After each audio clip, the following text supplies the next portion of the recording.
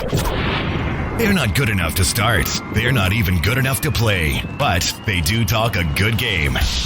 So come join Lou and Jose from the sidelines where all the best sports discussions happen anyway. Welcome in to the Benchwarmerz podcast. Welcome into the program, everybody. I am Lou Ruggieri. That is Jose Ortiz. And this is the Benchwarmerz podcast. Wherever, whenever, and however you happen to be listening, we appreciate you taking some time to spend it with us. We are going to try to make it worth your while. Hopefully you're following us along on one of our many platforms, including the iHeartRadio podcasting app, Amazon Podcasts, Spotify, Apple, Google. We're also on Facebook, YouTube, and Instagram at the BW Pod on Twitter. And our email address is thebenchwarmerzpodcast@yahoo.com. Benchwarmers with a Z. We have quite the show lined up for you. Happy belated Thanksgiving to everyone. Coming up in a little bit, we have to dive into the NBA, which is right around the corner. We have a season preview. We're going to kind of slowly get back into the NBA season with a few things. So that should be interesting and kind of get going with all that. We have some week 12 in the NFL picks to review. We have some week 13 picks to make, which is also going to be exciting. Coming up a little bit, we have a ton of NFL news to get to in this first hour. We have a highlight and low light of the week, and we now have to start with our top 5 news stories in the NFL according to Jose and myself. And actually, Jose, I'm going to go a little out of character here for a second. I'm going to go a little out of order. I want to start the show with, every week we have a highlight and a low light and a moral lesson. And the moral lesson is sort of just, it's something that we take away from a game or games in the NFL. I mean, we can stretch it into other sports, but predominantly the NFL is the sport everyone cares about right now. But the moral lesson this week I took from Mark Twain. And Mark Twain said, if you think you know everything, you can't learn anything. And so to me, this week in the NFL, there were some games that I thought that I knew. I thought I knew how they were going to happen. And then suddenly I learned that I don't know anything, apparently.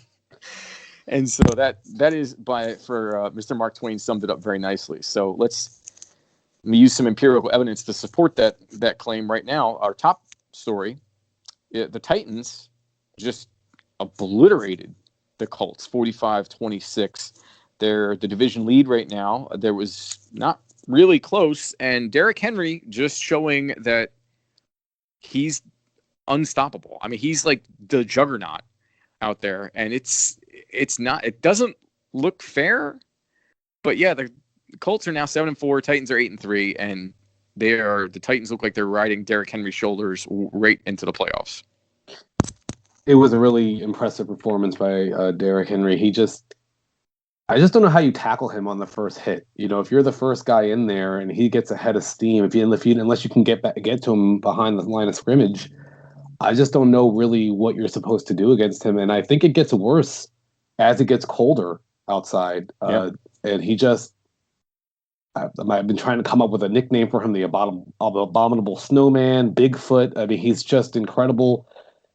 And the funny thing about the Titans and the Colts is I kind of look at them almost as the same type of team, except the Titans have 2 super great offensive weapons in A.J. Brown and Derrick Henry, and the Colts don't really have anyone on offense who you're worried about. And then this week on defense, they were without DeForest Buckner, and it really showed. It showed just a real stinker. I don't even really know what else to say. I expected much more from the Colts, and they may have cost themselves the divisions by just, I mean, they played well for like the first quarter, and then it was nothing after that. So really surprising loss.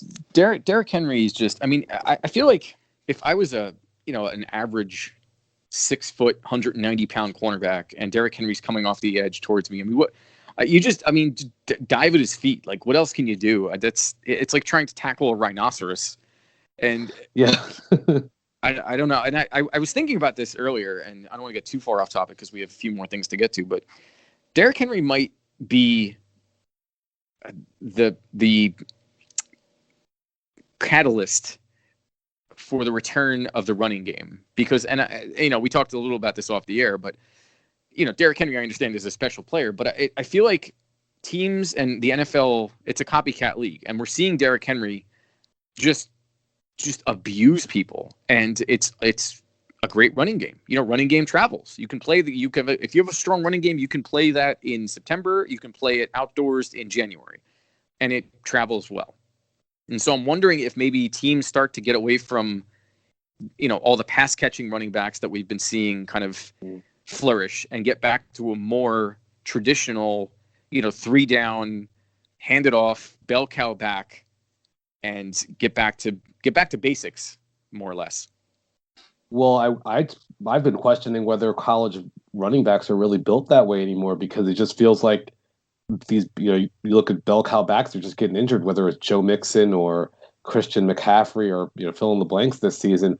It just feels like these bell cow backs are not necessarily getting the job or staying healthy, staying on the field. But that said, if they could make a shift, and if there could be, you already said it, Derrick Henry is a special player. I don't really know, even if someone said, you know what, we're going to have a 3 down back, we're going to do it. Who are you getting? It doesn't seem like there's a lot of 3 down back talent anymore that comes out of the draft, unless maybe they're just not being used that way. I don't know. It just feels like everyone's got a pass catching back, a 3rd down back. They got 2 running backs. Maybe it's just there's too much money invested in certain players. I don't know what it is, but something has happened over the last 15 to 20 years where they're just kind of gone away from bell cow backs, and I assume that it was just they weren't being coached up that way in college.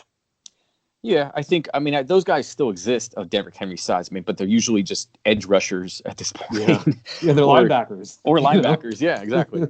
So I'm wondering, because and nothing against Ryan Tannehill, he's played fantastic, but it also is a product of, the play action off of Derrick Henry is certainly contributing in no small way to Ryan Tannehill's success as a quarterback. Just, if you take, there has to be teams out there that have any semblance of quarterbacking ability, and they have to see this and go, all right, if I'm the Lions and I have Matt Stafford, I think Matt Stafford's better than Ryan Tannehill.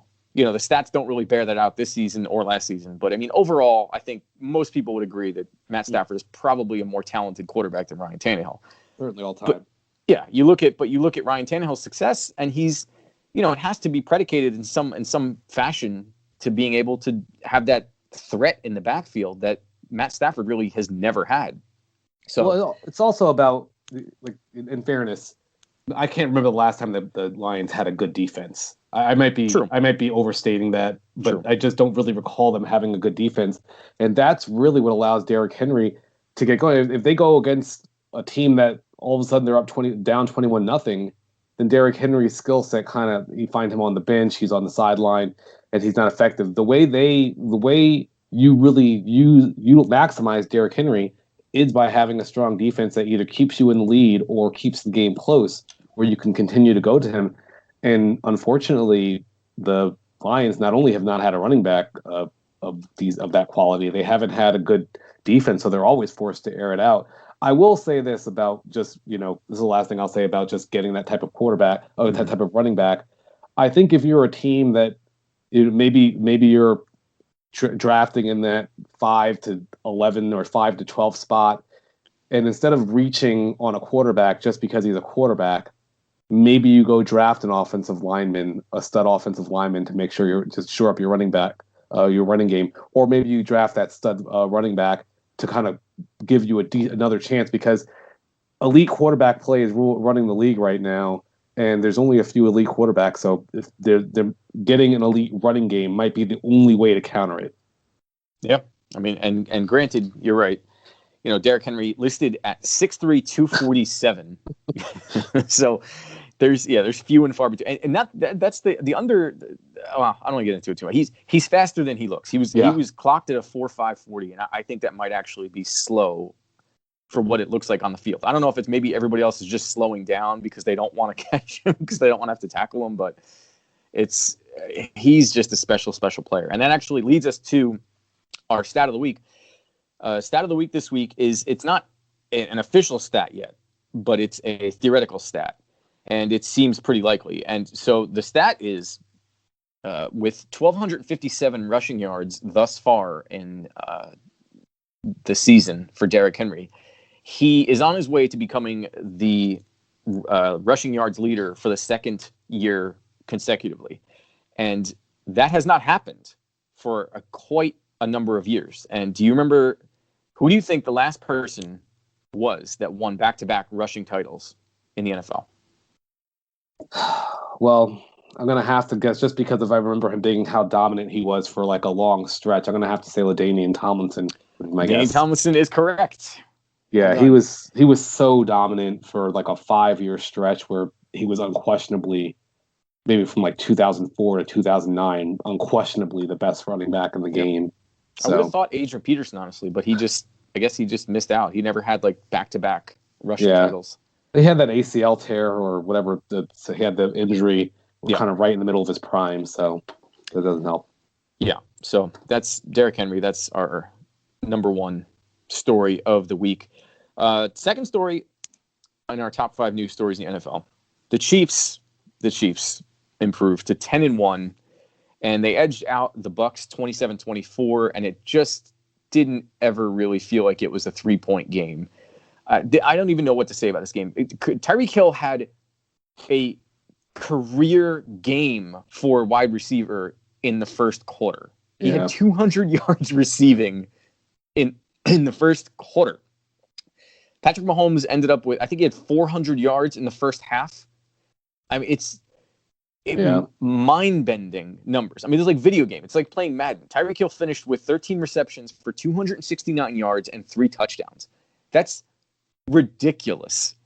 And the Bucs, Brady threw another 2 picks, and I'm not sure. I mean, this game felt like, especially with the Bucs being kind of this vaunted defense, I mean, they just looked lost out there. And not for nothing, but Todd Bowles, why after the first time that your corner got smoked by Tyreek Hill, maybe playing man coverage that entire game wasn't the best idea.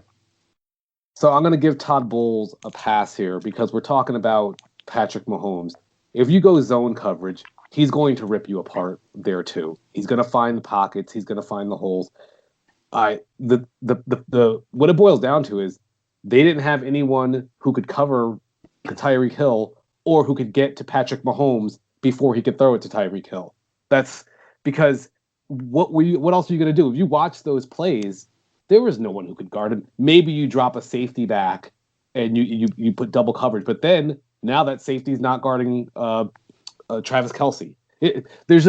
They're so good on offense. Really, to me, what lost this game was their inability. The Bucs this game was their inability to score on offense. They've got to get Leonard Fournette off the field. I don't know what it is that they're seeing, that they think that he's a better option than Ronald Jones. Anyone who's watching the game can see that Ronald Jones is clearly much more explosive than Leonard Fournette. Yet Leonard Fournette is constantly in the game, and I don't understand why.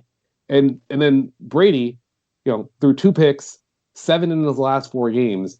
Do you know the last time Brady had more than 11 interceptions in a single season? Strangely, I think I actually do. I might know this. Was it 2006? No, he had 12 in 2011. He had 12 interceptions in 2011. But still, that's 9 years since he's had this type of these. You assume he's going to throw at least 1 more interception the rest of the season. So Brady did not play well.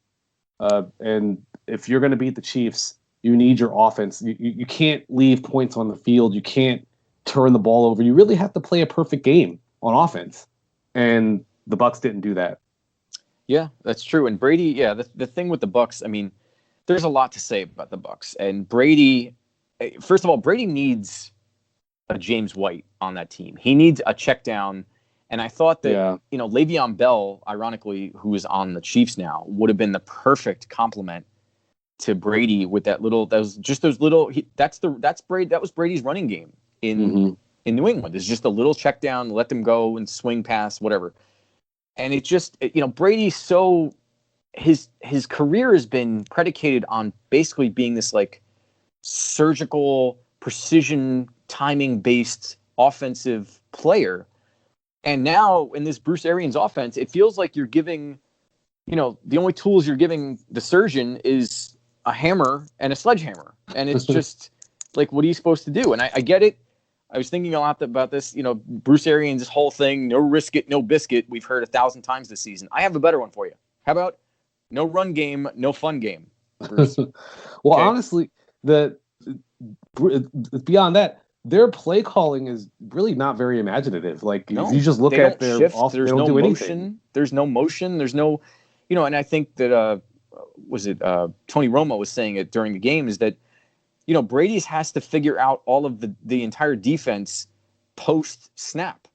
And that's not impossible, but that's asking a lot. Yeah. Instead of shifting, motioning, kind of getting a hint as to what the defense is throwing at you pre-snap, so you know where to go post-snap, it just feels like, I don't want to say Bruce Arians feels old, but it just feels like he hasn't caught up to kind of what the current climate is in the NFL. Yeah, absolutely. Maybe he just, you don't have to do that. And some people just don't have that type of mind. Right? Not everyone's Andy Reid or Kyle Shanahan. He's not coming up with it, but just look around, and you just got blown out, in the first quarter by Andy Reid. So maybe take a little hint from what they did and say, hey, all right, well, what did they do that we don't do? So yeah, I mean, the bottom line, the Chiefs are way better than the Bucs. The Bucs, they're still probably going to make the playoffs based on how bad the bottom half of the NFC is at this point, but they don't really look that scary. And about 3 games ago, they were looking like maybe the best team in the NFC. So. Yeah, and I think that once you get down to a team like the Chiefs, I mean, you make Brady one-dimensional, essentially. So I'll say it again, no run game, no fun game, Bruce. Get with it. So, I don't know. We'll see. All right, story number 3 in our top 5 news stories of the week in the NFL. Number 3, the Patriots, moving from one Brady team to a former Brady team, stun the Arizona Cardinals with a last-second field goal at Foxborough. The Patriots contained Kyler Murray about as well as anybody could, and that's, I guess, not too surprising because Bill Belichick is a defensive genius. Cam Newton played horrible. 84 yards. Cam Newton's stat line reminded me of Tim Tebow, actually. He had 84 yards and 2 touchdowns and basically did nothing, a couple rushing yards. James White scored his first 2 touchdowns of the year, speaking of James White. This game, I mean, I was surprised, but I'm not surprised because this felt like it had Bill Belichick's fingerprints all over it. I'm very surprised by that, and I guess I should have given Bill Belichick a little bit more credit, but Kyler Murray is a superior, just a great athlete out there, and they really just didn't allow him to run. Makes me wonder if maybe he was injured. I don't know. It felt like this is a game that the Cardinals had every chance to win. Their defense showed up, played well. This is just surprising to me. The only thing I can say is, maybe they were in Foxborough, and then Kyler Murray had the injury last week. I have no real way of excusing this performance. This is a game you have to win. If you're the Cardinals, they've essentially opened the door. This loss has essentially opened the door for a team like the Vikings or the 49ers to sneak into the postseason when it didn't even look like that was a possibility 2 weeks ago. Very disappointing performance.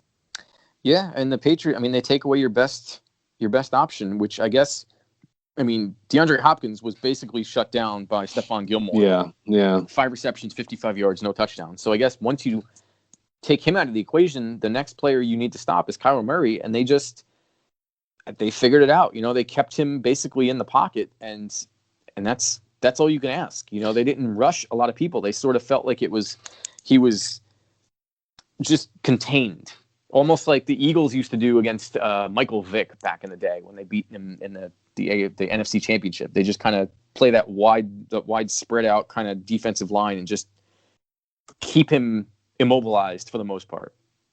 I just felt like, you look at the last 2 weeks with Kyler Murray, he's got 46 rushing yards combined over the last 2 weeks. which is that's not good for him. Yeah. He had 61 a week earlier against the Buffalo Bills and 106. I mean, those are his lowest 2 rushing totals of the season. It's very, very surprising. I'm wondering if either the league has figured something out, or maybe they just don't want him getting hit as much. Yeah, and we have to remember, I mean, this is only Kyle Murray's second year in the NFL. Yeah. So, I mean, he's still ascending. We kind of just want to anoint him already, but, he's still learning how to play the position. And that's kind of scary if you think about it. But, I mean, these peaks and valleys are going to level off a little bit. But I think that, especially against a coach like Bill Belichick, I mean, he's going to find your weakness and exploit it. And that's just, I mean, we've seen it time and time and time again. Yeah, no. So, hats off to the to Bill Belichick and the Patriots. Heck of a job coaching. I feel like this is a classic case of a guy being outcoached by Bill Belichick, which is not a crime, but Yeah, I mean, it was a surprising win, but not as surprising as our fourth story of the week in our top 5 news stories from the NFL. The Falcons just annihilated the Raiders. Didn't even get off the plane for this game. I don't even know what there is to say. I mean, the Raiders felt like everyone was getting on board with them and they were looking good. And Derek Carr is turning into, there's some elite chatter and he's ascending and he looks like a great player. And then they played the Falcons and they scored 6 points and Atlanta scored 43 without Julio Jones. Yeah. And then you look at the Falcons, they have just been hemorrhaging points all season long. Anyone who basically, if you want to score points, just go play the Falcons. And the Raiders show up, and I don't even know what to say. Like you said, 1 interception, 215 yards, no touchdowns. Josh Jacobs, 10 carries plus a fumble, no touchdowns. This was just an ugly, ugly, ugly game. And now they've lost 2 straight. It's starting to feel like last year, where the wheels started coming off late in the season. We'll see if they can bounce back this week, but that's a really discouraging performance. I don't really know what else to say. You just got to rip up the tape and hope you can play better next week. But this is what stops guys like Derek Carr from entering that elite discussion. You just can't have a game like this. You can't have a game like this against it. This is not the Pittsburgh Steelers you're playing. This is not the New Orleans Saints you're playing, where there's some elite defense. This is a cupcake defense that everyone's been scoring on.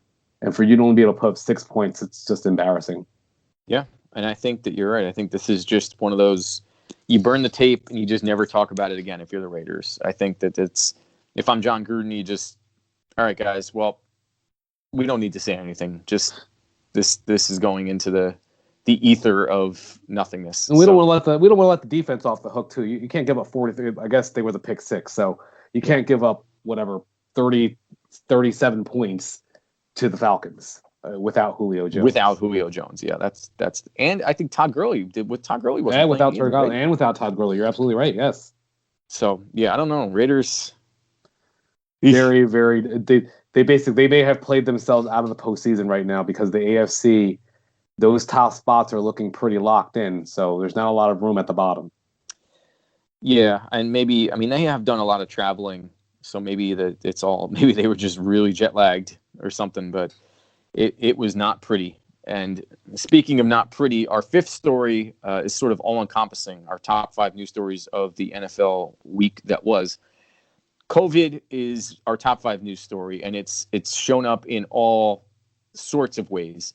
Most notably, speaking of blowouts, the Broncos and how this game was allowed to be played is beyond me. I think that it was a way that, well, for those that don't know, so the Broncos, they're all 4 of their quarterbacks on their depth chart: Drew Lock, Brett Rippon, Jeff Driscoll, and even the practice squad Blake Bortles were all put on the COVID list. Because I guess they were all interacting with each other without masks on, and they were in contact. Somebody was in contact with somebody with COVID, therefore they were all kind of stricken from the record. And for the record, actually, by the way, a guy like Bruce Arians has one, I forget which quarterback it is, but he has like one quarterback sort of in solitary confinement for this exact reason. Like he has him in like I didn't know that. Witness protection. Yeah, it's like he's like the president of vice president. Like they can never be in the same place at the same time. So, the Broncos didn't do that. So what the Broncos did do was try to have Philip Lindsay start at quarterback. And then, oh, by the way, we're going to pull this practice squad guy, Kendall Hilton, who is a wide receiver, mind you, and give him about 2 hours notice to play quarterback in the National Football League. I would have tried out. If I had known that the Broncos needed quarterback, I would have at least tried out. I think I could have at least done what Kendall Hilton did. He was 1 for 9 with 2 interceptions, which I think is the first time since, I believe it's 1991. The stat's been floating around. A quarterback has had more interceptions than completions in a game. But the Saints did what the Saints were going to do, regardless of who was playing quarterback. Yeah. They just embarrassed the Broncos. And I think that the NFL let this game go on specifically for that to happen. Yeah, I mean, the result is the same, but they should have probably been forced to forfeit the game. I mean, would that have been any worse than what we saw?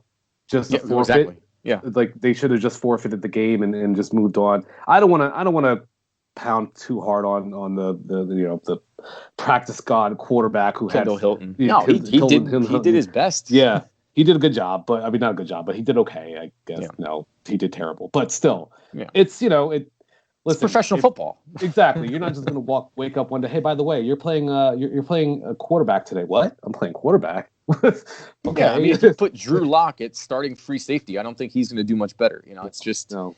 And what was ironic to me though was the fact that the opposing team that blew them out had a guy who basically plays tight end, wide receiver, and running back as the starting quarterback, and they did just fine. But obviously, apples to oranges comparison, but still, it did make me kind of chuckle there for a minute. You definitely could have completed at least one pass. I'm pretty sure. Absolutely. But I mean that it's John. What's his name? Gordon. I would have just dumped it off. Here you go. Done. Yeah. Really, they should have just been snapping the ball directly to the running back and maybe just try to wildcat. Well, they tried that with Philip Lindsay to start the game, and I mean, the wildcat, we've seen it tried and failed most of the time. So that's true. I mean, they could have been more creative about it, but it should have just been short passing. They shouldn't have even been trying anything down the field because they don't have a professional quarterback throwing the ball. So why would you do that to anybody? But yeah, the Saints rolled, and they're just. I mean, this was a gimme. It wasn't an official forfeit, but it was. COVID is ravaging the Ravens and the Steelers. It was supposed to be Thanksgiving night that we were all looking forward to, the best game of the day. Teams with winning records, would have been nice to see them play on Thanksgiving. But nope, it was moved to Tuesday. And now it's moved to Wednesday afternoon because I don't know if it's COVID or I think there was weather problems flying into Pittsburgh. And so now this game is basically going to be on a time when no one is going to watch it. And there's 11 Ravens that contracted COVID, including Lamar Jackson, J.K. Dobbins, Mark Ingram. RG3 is expected to start, but who knows by the time this game goes on. I don't even know what to say. I mean, this is just... And I just read they had 2 more positives today, so I don't know who they were. So it's not looking good. They're running out of players. I don't know who's left. Well, the NFL early in the season made it clear that no matter what, if you have 53 players, you're playing. Yeah. So I guess RG3, this is his chance to try and do something. James Conner also got COVID as well. So this is just, I mean, this is ugly. This is what COVID is doing to the NFL. I mean, this is part of the reason why the NBA was just perfect with having a bubble where none of this could really happen. Well, not could happen. It's unlikely to happen.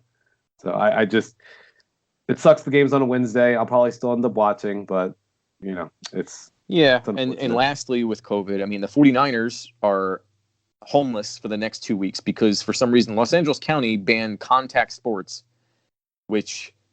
and apparently they didn't even notify the 49ers ahead of time. The Niners found out when the city issued a press release. So they found out when everybody else found out. So they have their next 2 home games scheduled for Arizona. And I mean, it's not the biggest deal, but it's pretty frustrating when you're in the playoff hunt. You can't even play home games at home.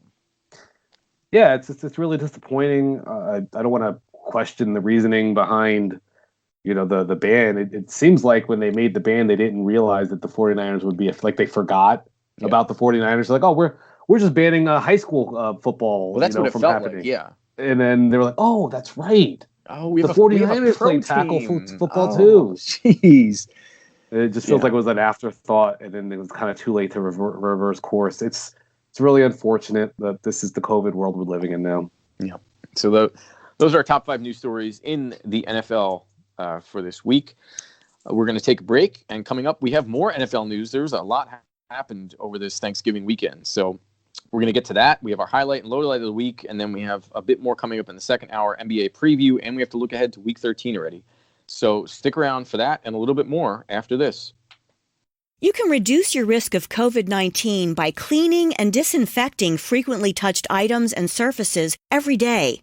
These items include remotes, tables, counters, light switches, doorknobs, handles, toilets, and sinks. Wear disposable gloves to clean and disinfect. If you can see that the item is dirty, wash first with soap and water or another general cleaner.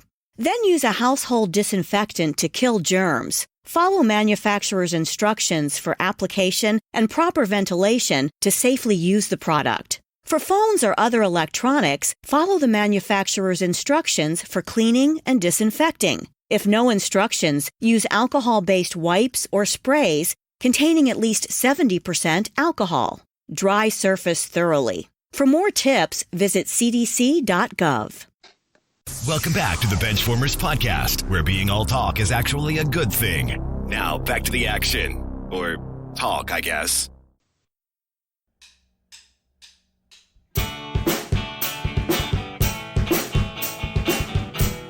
Welcome back to the program, everybody. I am still Lou Ruggieri. That is still Jose Ortiz. And this is still Benchwarmers podcast. Appreciate you taking some time to spend it with us.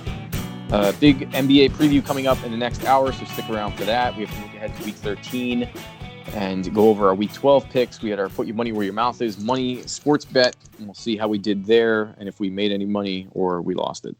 You can follow us along the iHeartRadio podcasting lineup. We are part of that. We are also part of the newly formed Amazon podcasts, Spotify. We're on Apple Podcasts, Google Play. Social media, we're everywhere. Facebook, Instagram. We're on YouTube, at the BW Pod on Twitter. And our email is thebenchwarmerspodcast@yahoo.com. Benchwarmers with a Z for marketing purposes.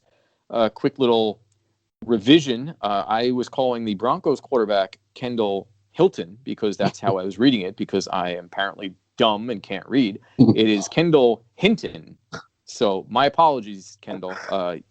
You still played like crap, but at least your name got right. So, Mr. Hinton, I like Hilton. You should change it to Hilton, but I was wrong. So, anyway, get that out of the way. So, sorry about that. All right, Jose, we have a lot to get to, not a lot of time to get to it left in this hour. So, let's do kind of a rapid fire thing. All right. I'm going to fire off some news topics in the NFL from Week 12, and we're just give me your. I'll give you a 10-second reaction. I mean, it doesn't have to be 10 seconds, but just your kind of knee-jerk reaction to some of this. Okay.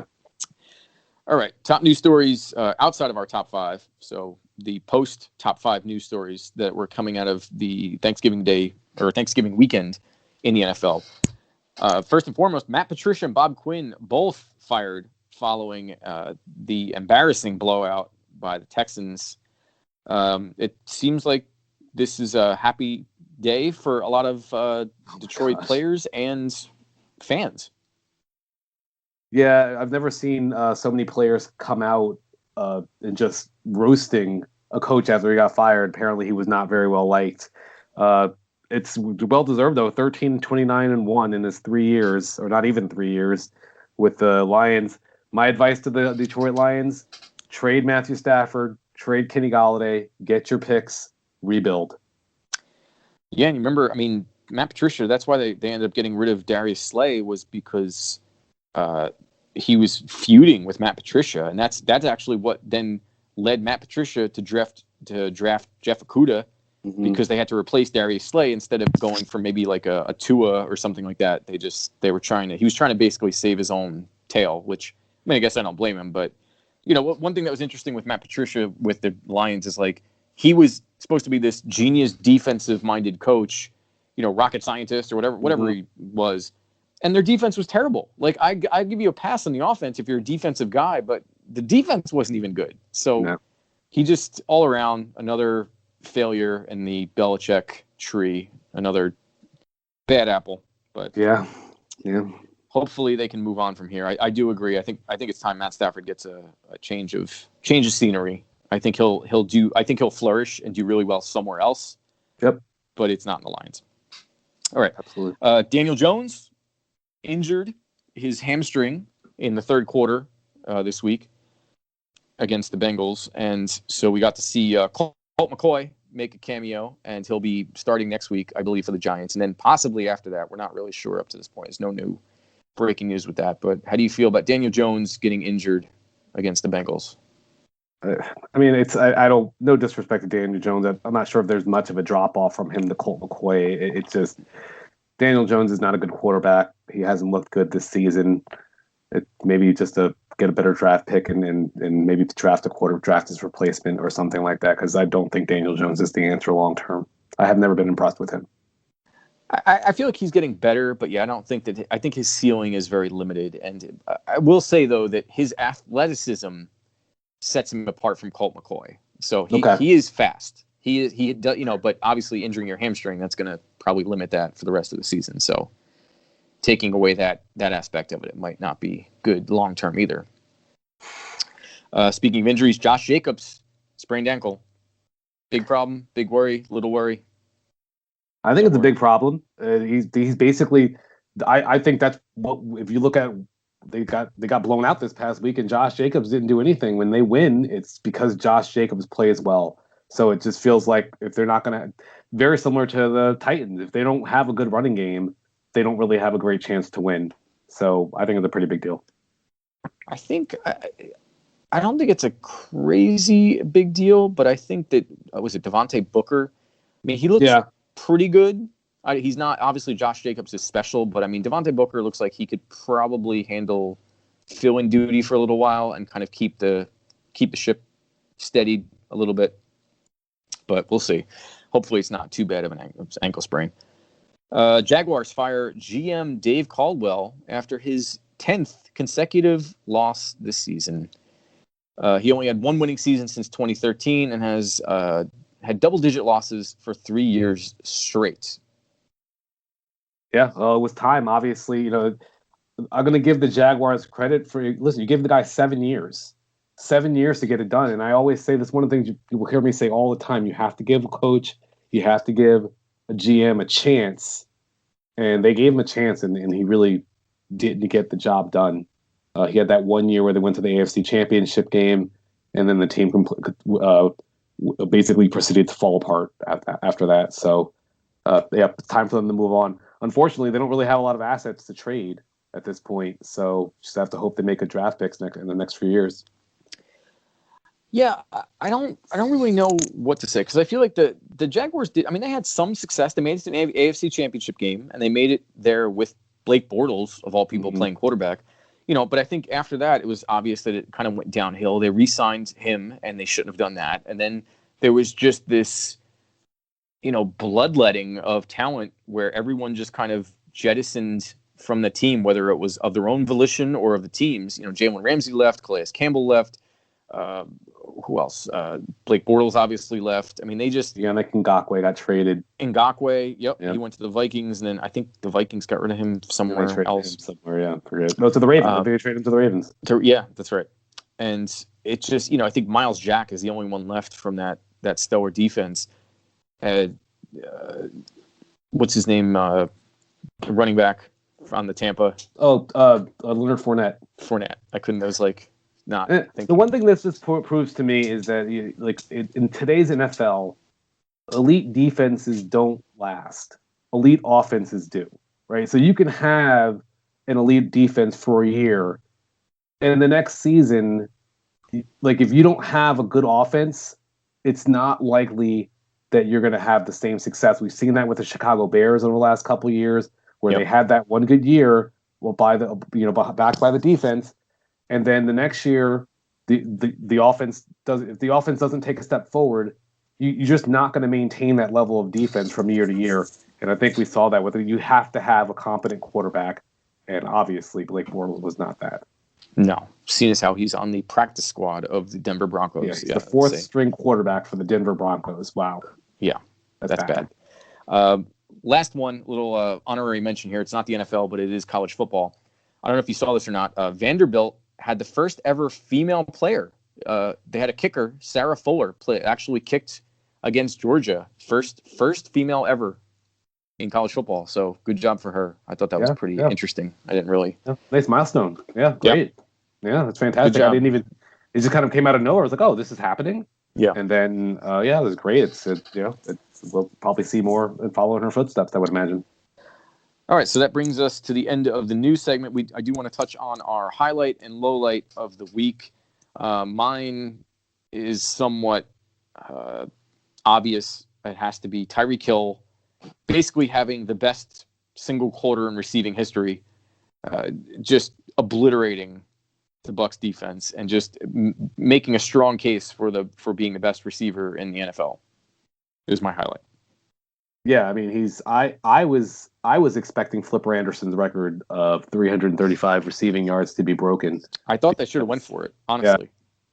Yeah. And Norman Van Brock, and also, well, I don't want to go too far, but when Mahomes was at 400 yards at halftime, it's like, oh, they're going to go for Norman Van Brocklin's passing yards record, and they didn't. I guess they kind of took 50, I think, right? Something like that. 553, I believe. Yeah, I'm not 100% sure, but either way, I think that's right. Yeah, they took their foot off the gas, but yeah, Tyreek Hill is just if you're going to give him that many targets, I've always been wondering why don't they just give him 10, 15 targets a game like they do with DeAndre Hopkins or Julio Jones or Michael Thomas, and we see what happens when you give him those targets. You can't guard him. It's not possible because he's too fast. If you back off of him, he'll just throw it short. And then his quarterback is too good. So and then his coach is also too good. There's just too many things in his favor. He's amazing. That's a great call, the highlight of the week. I'm going to go ahead and take a look and call out the the Washington football team. They've done a good job of keeping themselves in a chance to win. They crushed the Cowboys 41-16, 3 touchdowns from Antonio Gibson. Terry McLaurin looks like he's the real deal. And Alex Smith, he just looks like a better quarterback than anyone they've had on this team for the last 2 years. So I'm very impressed with the Redskins. I'm back on the bandwagon. They're winning this division. And your low light of the week. My low light of the week, Denver quarterbacks. I was gonna pick the Raiders, or it just felt too easy. So I'm just gonna pick the Denver quarterbacks. I don't know exactly what led to them all having, all being put on COVID reserve, but you've got to do a better job than that. You really, not that we thought they were going to beat the Saints, but you basically gave a game away. You basically gave a game away by not following protocol, and that's just unacceptable. Yeah, my low light of the week is a combination of the aforementioned Raiders and the Dallas Cowboys. So I'm taking the flip side of your highlight. The mostly this goes to the Cowboys because it felt like, I mean, it wasn't even a competitive game, and they had Andy Dalton back. They just had their strength. I think that one of their coaches died suddenly, so you kind of had that motivating factor there that football's an emotional game, and that was an emotional moment. You're at home. It's the biggest stage outside of the Super Bowl, and you just completely let the Redskins run, or the Washington football team run all over you, roughshod, and it wasn't even close. And no. It's just pathetic. I mean, it was just, I didn't expect. Well, I did expect the Cowboys to, at least I thought they could win, but I didn't expect it to be that lopsided. So, and the Raiders, like we already talked about, I mean, it just felt like they didn't even get off the plane. So that you can't do that when you're in the hunt and you have Kansas City in your division. Yeah, it's just to follow up quickly on the Cowboys. Same thing with the Lions. I just felt that there would be a level of Thanksgiving pride. I'm going to call it. I don't. It's just you basically it's a primetime game. The Thanksgiving It's basically for as long as I can remember. I don't know when it started, but as long as I can remember, the Cowboys and the Lions play on Thanksgiving and they play at home. Yep. And you would just think that there's this little something extra inside. You've been growing up, you've been watching it, you've been seeing these games just like I have. Like the players have all been seeing these games like I have. You would think there'd be something a little extra, and they both just fell flat. So just really disappointing. Yep. So, all right, that'll do it. That is hour number 1 in the books. We have to take a break. We're going to look forward to Week 13 coming up in a little bit in the NFL. But next, we have to shift gears, and we have to do a bit of an NBA season preview. We have a couple questions we're going to throw out and see how we answer them and what we're looking forward to and what we're not. So stick around. There's that and a whole lot more on the Benchwarmerz podcast coming up. Thanks for listening to the Benchwarmers Podcast. Follow along with us on the Benchwarmers Podcast on Facebook and Instagram. And don't forget to review us on iTunes, Google Play, or wherever you get your podcasts.